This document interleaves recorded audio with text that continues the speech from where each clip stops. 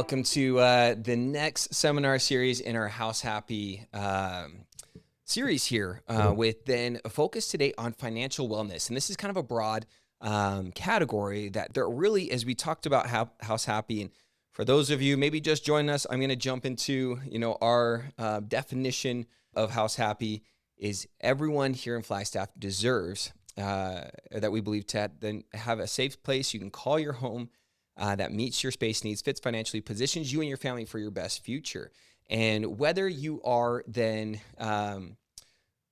trying to find an affordable rental, trying to own a home, trying to renovate, or basically whatever you need to do to make yourself more house happy or find that next house happy step, financial wellness plays huge into then your options and abilities with then just preparing, things they don't teach you in school. So that's really what we're going to focus on today. And as a quick reminder, then I am Chris Hallows with Benchmark Mortgage. I've been a senior loan officer here in Flagstaff for 18 years. And really just wanting to get this information out to these specific communities that we're connecting with so that you can take those next steps in being financially safe, sound, and moving forward. And really, in today's theme of financial wellness, it really does pay to know. This is my, knowledge today pays tomorrow. And that we hope that as we talk through these terms, a lot of today is pretty elementary. It's going to be probably a quicker seminar and recording here, so not too long to watch here, as a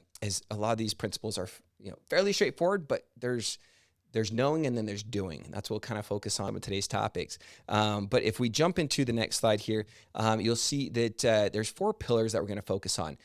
Cash flow, so income versus spending, credit, financial reputation, debt, leverage versus anchor, and then savings, your freedom fund.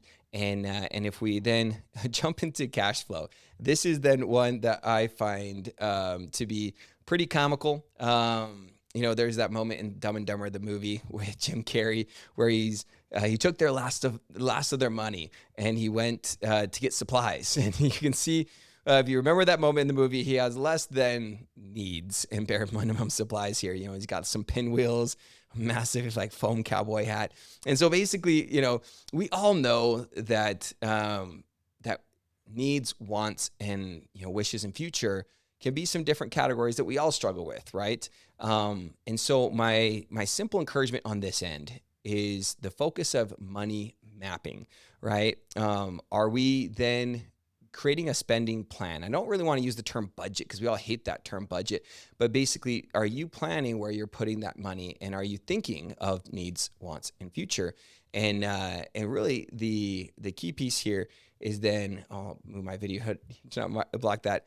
My simple ideas on this. Again, we all know this. This is nothing new, but goals and tools and systems to help you do this are things you need to take some time to consider, and then adding in partnership and accountability. So really then, as I have time here in these big gray words, just take the time to establish some of these, start small, right? And just say, okay, I need to have a little bit of a savings goal of let me put X amount away, or I'm going to talk to HR and I'm going to get a little bit put into a different account that I don't even see. That's going to start, building towards that, home down payment savings or something of that nature, and then create a little bit of partnership or accountability systems around that, right? So take the time, and whatever time you spend now is going to help you so much in that future in just starting to spend, to map that out your money. Next slide I want to jump into is then going to be, as we talk through, credit is not necessarily debt. So strong credit helps you in so many different ways and can open many, many doors for you, whether it is getting into a better rental, that you have strong credit to compete for best possible terms and rentals, or on the home buying situation, it can just blow open massive doors. And even if you're qualified to buy a home, but you have more optimal credit, it can save you thousands and thousands of dollars, right? And so outside of on-time payments, and this little pie chart here that you see, this is the breakout here of, straightforward as you'd think, on-time payment history is the biggest chunk of what contributes to your credit score. Outside of that, then balance to limits. That's another 20 to 30%. That's another 30% here. And then keeping those limits, when you have your credit card and your, whatever reports to the bureaus is what goes, whatever goes in your statement is what goes to the bureaus. And so you need to know that if you then are spending a significant amount on or you're maxing out even a small card, like you have a $200 limit and you have a $200 balance, and that doesn't seem like a lot of money, it's hurting your score, right? And so keeping it to 20 to 30% of the limit is what experts recommend. So it's kind of a silly game there of balance to limits there. And you might think, oh, I pay that card off though every month. But again, if you spent $180 just on Amazon, and then it hit the statement and now it looks like your $200 limit's almost maxed out, that's, even if you paid it off the next day, it's still going to hurt you if that's what's going to the bureaus. So it's definitely a use but don't abuse type situation. And the resources exist to attempt to remove anchors. And that's where I don't want to get into it a whole ton, to where if you have, old late payments or older collections, or, forbid, a medical collection on there, or utility or something, that there are ways to try and remove those anchors, because they can just slow your progress down. Like my little image here, where you're trying to just push forward, and there's great ways to just work forward. But if you can remove some of those old anchors, there are some professional credit repair and even some local housing counseling resources that exist for free credit repair.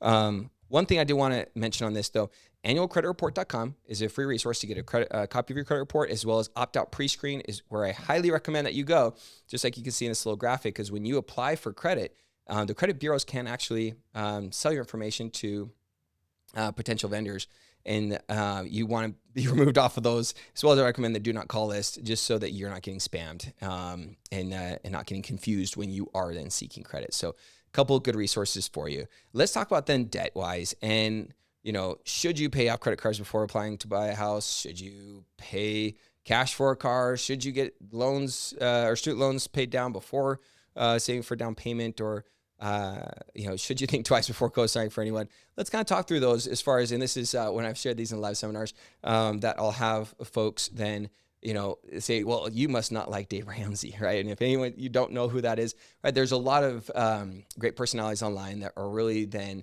debt aggressive. And I too think that, there's only two things. You're either making interest or you're paying interest. And so, it's getting out of debt and reducing your debt is a fantastic thing, but there's also strategies to be involved here, right? And so that's where I just like if you watched Home Buying 101, I'd always recommend talking to professionals, whether it's a financial advisor or a mortgage lender, about your goals. And then you can understand does debt help me and empower me in this situation, or is it hindering me, and is it going to just end up costing me? And so that's where, if you're going to think of buying a house, should you pay off debt or student loans before you apply or save for down payment? Talk to your lender, right? You might find that if you decide, hey, I'm going to pay all this debt off first, but the prices of homes and where interest rates are going, right? There's more complexities than some of the online, YouTube personalities then get into when they just say, no, pay off all that first and then do something, right? So it definitely can be nuanced. I would say though, 100%, 110%, definitely think twice. Talk to advisors before you co-sign for anyone on debt. But yeah, hopefully that gives you some perspective. And that's where we then skip to then and I would show then just the other graphic on that slide, finding the balance. And then also it's all about what you're aiming for, right? Depending on what your goals are, what you're aiming for, what's the correct strategy in balancing that out. So kind of law of the bullseyes, you can see in my little target graphic there. And let's then talk about savings. So if you haven't seen this SNL with Steve Martin in it, it is one of my favorites here. What do you Google, like debt or saved money? And Steve Martin, SNL, watch this YouTube clip. It's hilarious, a classic, because he is so lost on saved money. Where do we get this saved money, right? But my bottom line here is, kind of thinking through 1 month gives you breathing room, 3 months gives you stability, and then 6 months gives you freedom to start thinking of what you're saving towards on bigger future goals. And so, and even just thinking through, the S&P average savings, or the investment return over the 40-year average has been like a 7.49%. And so just taking that on average at $100 per month, $200, $300, $400, $500, over the next 10 years, I went 1 to 5 and then 10, you can see that money grows, right? And we all wish that we started saving money last year or 2 years ago, 5 years ago, or even 10 years ago. But that's the idea, is just a little bit can make a difference, right? And I know this isn't earth shattering. You've probably seen these kind of charts before, but it's really then, and kind of jumping through here to the next slide, is it's creating time and space to think about this. And then it's creating that goals and systems to help you be successful, and then having that accountability so that you can evaluate and adjust. Guys, I know this stuff wasn't earth shattering today, but I hope that this helps you a little bit further on your goals. And then again, there's experts that want to help you towards your goals. That's part of then this House Happy objective, is that you have experts that here locally want to understand your goals and then help you navigate specifically what you need to do, so it's less or demystify the concerns. And so you can reach out to us. We're happy to do free consultations to then assess what you need to do. And if we're not the right professional for those goals, who are the local professionals we can connect you to? So once again, thanks for listening today, and keep me posted with any questions. Take care.